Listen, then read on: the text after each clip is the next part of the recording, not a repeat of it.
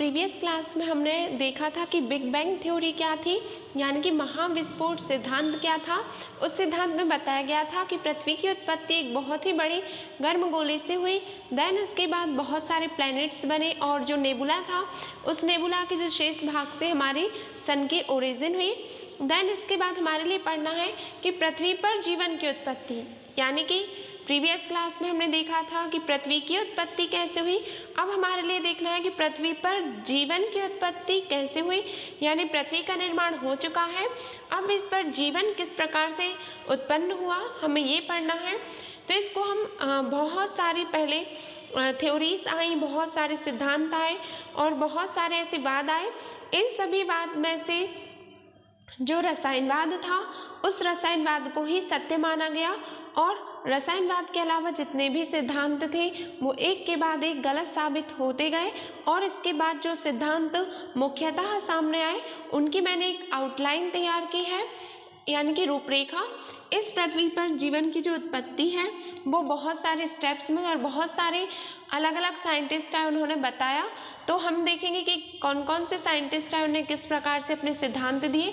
सबसे पहले आया विशिष्ट सृष्टिवाद अथवा धार्मिकवाद, यानी कि इसमें हम पढ़ेंगे कि किस प्रकार से धार्मिक मान्यताओं के अनुसार पृथ्वी की ओरिजिन हुई, उस पर जीवन संभव हुआ। देन इसके बाद सेकंड है स्वतः जननवाद। स्वतः यानी अपने आप होना किसी भी चीज़ का, जननवाद यानी कि जनन की प्रक्रिया का अपने आप ही हो जाना। और इस सिद्धांत में हम यही पढ़ेंगे किस प्रकार से अपने आप जीवों की उत्पत्ति हुई। थर्ड है हमारा आधुनिक परिस्थितियों का स्थिरतावाद, यानी कि जो आधुनिक आज की जो हमारी परिस्थितियां हैं वो किस प्रकार से स्टेबल हुई और किस प्रकार से पृथ्वी पर लाइफ की ओरिजिन हुई। देन इसके बाद आता है जीवात जीवोत्पत्ति के सिद्धांत। जीवात जीवोत्पत्ति में हमारे लिए पढ़ना है कि जो जीवात यानी कि जीवित वस्तुएं ऐसी वस्तुएं जिनमें जानने देखने की क्षमता है, शक्ति है, मूवमेंट होता है। तो इस थ्योरी में हम पढ़ेंगे कि जीवों के द्वारा ही नए जीवों की उत्पत्ति होती है। पुराने जो जीव होते हैं उन्हीं में कुछ ऐसी प्रक्रियाएं होती हैं जिन्हें हम रिप्रोडक्शन भी कह सकते हैं और उन्हीं के थ्रू इन्हीं जीवों से नए जीवों की ओरिजिन होती है। तो इस हाइपोथेसिस में हमारे लिए यही पढ़ना है। अब जो है जीवात जीवोत्पत्ति के सिद्धांत, दो साइंटिस्ट ने अलग अलग अपने एक्सपेरिमेंट किए और अलग अलग एक्सपेरिमेंट करने के बाद उन्होंने अपने अपने रिजल्ट दिए।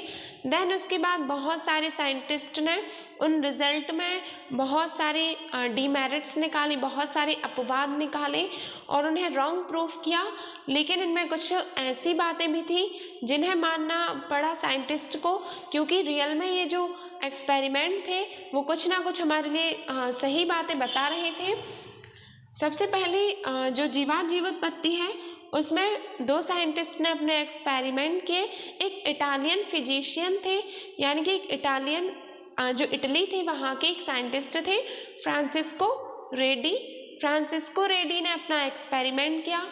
देन इसके बाद लुई पास्चर एक साइंटिस्ट आए, उन्होंने भी अपना एक्सपेरिमेंट किया और इन दोनों साइंटिस्ट का जो उद्देश्य था, यानी कि दोनों का जो पर्पस था, उनका पर्पस ये था कि किस प्रकार से जीवोत्पत्ति यानी कि जीवों से ही नए जीवों की उत्पत्ति होती है।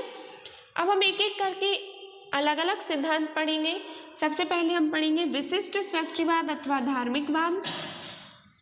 विशिष्ट सृष्टिवाद अथवा धार्मिकवाद में हमारे लिए पढ़ना है कि जो बहुत सारे ऐसे धार्मिक गुरु थे जिनका मानना था कि पृथ्वी पर जीवन की उत्पत्ति भगवान ने ही की है और गॉड जो है उन्हीं ने क्रिएशन किया है पूरी अर्थ का और पूरे यूनिवर्स का। तो विशिष्ट सृष्टिवाद में इसके जो प्रबल समर्थक थे इस सिद्धांत के, उनका नाम था फादर सोरेंज।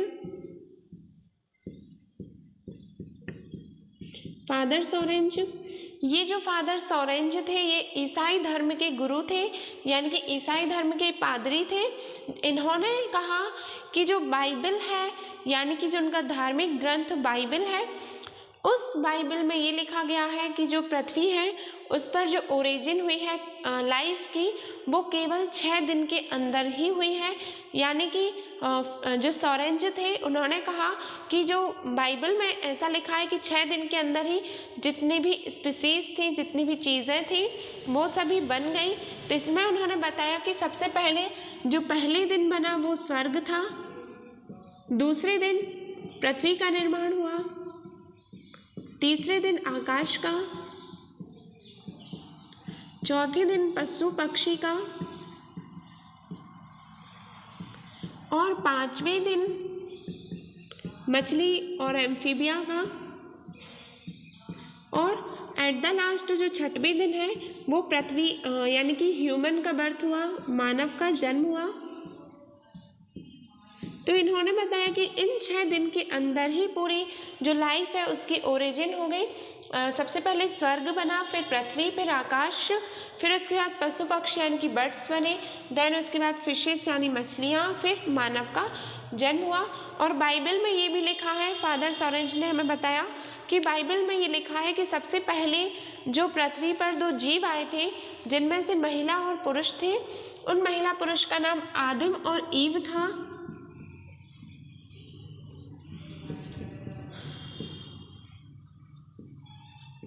उन्होंने बताया कि आदम एवं जो एव थे, ये दोनों जो मेल और फीमेल थे वो बर्थ सबसे पहले जो पृथ्वी पर बर्थ हुआ था इन्हीं दोनों का हुआ था, फर्स्ट फीमेल और फर्स्ट मेल का। और इन्होंने कहा कि फिर आगे जो पृथ्वी पर मानव जाति का जो विकास हुआ वो इन्हीं दोनों में रिप्रोडक्शन से हुआ। इन्हें एक नई ऑफस्प्रिंग बनाई, एक नया रिप्रोडक्शन किया, देन उन ऑफस्प्रिंग में रिप्रोडक्शन हुआ और इस प्रकार से एक जनरेशन बनी।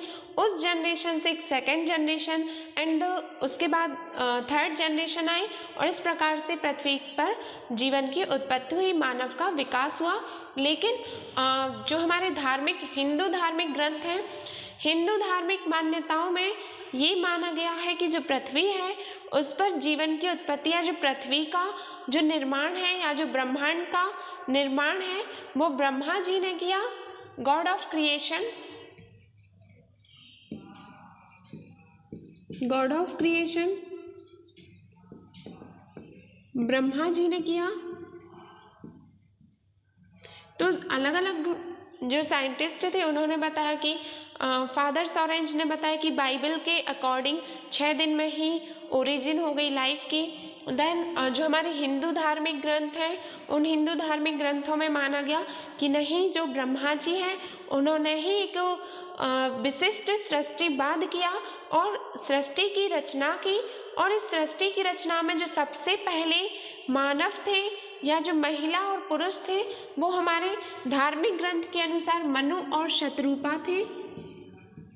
मनु और शत्रुपा।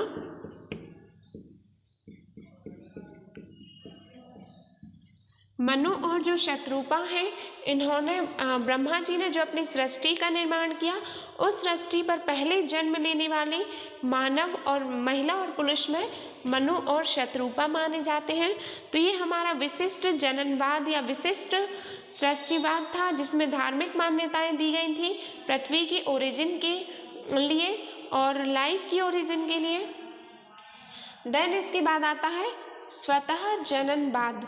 स्वतः जननवाद में बहुत सारे साइंटिस्ट आए, उन्होंने कहा कि जो पृथ्वी है उस पर जीवों की उत्पत्ति निर्जीव वस्तुएं यानी कि जो लिविंग थिंग्स हैं जिनमें जीवन पाया जा रहा है उन लिविंग थिंग्स की जो ओरिजिन है वो नॉन लिविंग से हुई है। यानी जो निर्जीव वस्तुएं हैं उन्हीं में कुछ ऐसे चेंजेस हुए जिन चेंजेस से लिविंग ऑर्गेनिज्म का विकास हुआ। लेकिन ऐसा हो ही नहीं सकता क्योंकि यदि कोई वस्तु निर्जीव है तो उसमें जनन करने की भी क्षमता नहीं रहेगी, वो अपनी नंबरिंग भी नहीं कर पाएगी। फिर किस बेसिस पर ये हम मान सकते हैं कि जो निर्जीव वस्तुएं हैं या जो नॉन लिविंग थिंग्स हैं उन नॉन लिविंग थिंग्स से लिविंग थिंग्स का विकास हुआ। तो ये हाइपोथेसिस जो थी वो पूर्णतः गलत थी, यानी कि इसे गलत रॉन्ग प्रूफ कर दिया और इसके जो समर्थक थे वो बहुत सारे साइंटिस्ट थे।